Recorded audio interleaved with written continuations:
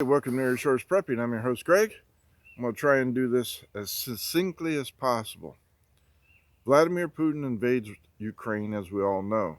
Vladimir Putin is now boxed himself in a corner because the war is not going as expected, and the European nations and NATO has turned against him dramatically. He is now saying, okay, I don't know who I can trust, so nobody's around me. And now he has made the threat, as predicted, to shut off oil and natural gas and electricity because he controls two nuclear power plants. He's threatened to shut off all the power to European countries. Germany, I bet you're not laughing at Donald Trump now warning you to get off Russian oil and not to turn off your nuclear reactors. So now the European countries are starting to say, wait a minute, let's rethink this. If we ban Russian oil, where are we going to get this oil? So the dumbass geniuses in the White House are now holding secret negotiations with two terrorist countries, Iran being the first one, saying, okay, Iran, if you come back to the nuclear table negotiating your nuclear ambitions, we'll lift the sanctions off your oil and you can supply Europe with your oil, which you used to do. France used to buy like 70% of their oil from Iran.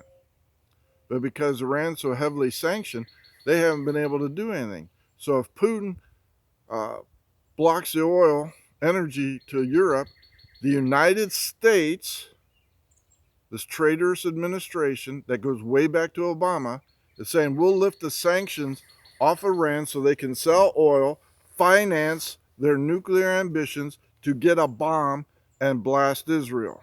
Israel is saying, don't do it, United States. No deal, no deal is better than a bad deal. But the United States is not, under this administration, Israel's ally. Israel has said, if you lift those sanctions and they start processing uranium, which they are currently doing, we are going to bomb the hell out of that country and those centrifuges, and that could ignite World War III.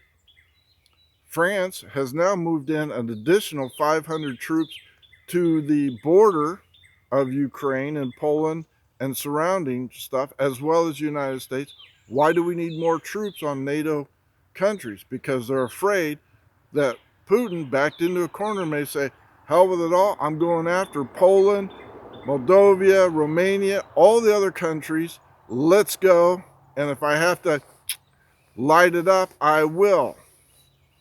In the meantime, not only are we negotiating with Iran to sell oil to Europe, we're negotiating with another vicious and brutal dictator who is starving his population, Venezuela, Maduro. That just leaked out, and people are aghast that this administration is secretly negotiating with Maduro down in Venezuela to buy oil from them. Maduro saying, hell yeah, I'll sell you all the oil you want. I'd like to be a multi-billionaire. I don't care about my people. And this administration is willing to do it. But they won't allow us to drill on our own land and to become energy independent and sell to other countries like our allies because they are committed to the Green New Deal 2030, which I did a video yesterday about, forcing you out of your gasoline-powered cars and into electric vehicles and solar, wind, and everything else, renewable energy. They are committed to this. So now let's think about it a little step further. What if Putin is overthrown? What happens then? Does everybody make nice and pull the troops out of Ukraine and go back to that? Who runs Russia? Don't know. The oligarchs who are losing billions of dollars hand over fist are going to figure that out real quick, and Putin knows it. What about the United States? Joe Biden has made a mess of everything. And now, if the Republicans, by chance, take Congress and Senate and they impeach Joe Biden for incompetence, or he is removed by the 25th Amendment because he can't pass a cognitive test, that would leave Kamala Harris. Do we impeach Kamala Harris and have new elections? Does the Speaker of the House, which is potential Kevin McCarthy, become president by default? What about our economy?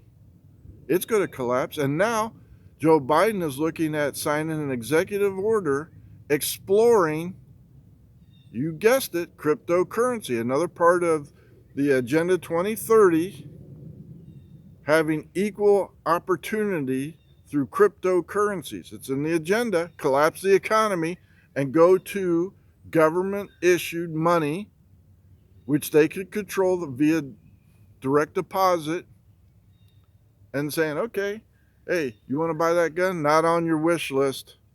Sorry, not on not on my watch. We're watching what you spend your direct deposits on through cryptocurrency. We're going to track your movements and your purchases.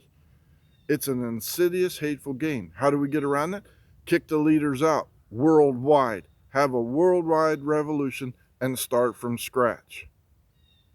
And the people that are rhino Republicans and these Green New Deal like Ocasio-Cortez have to be removed from office forever. They can't ever hold office or anything else, a position of influence. It sounds like I'm running on and I'm afraid I'm terrified. I'm not. I've been busy doing my preps for years. I'm set.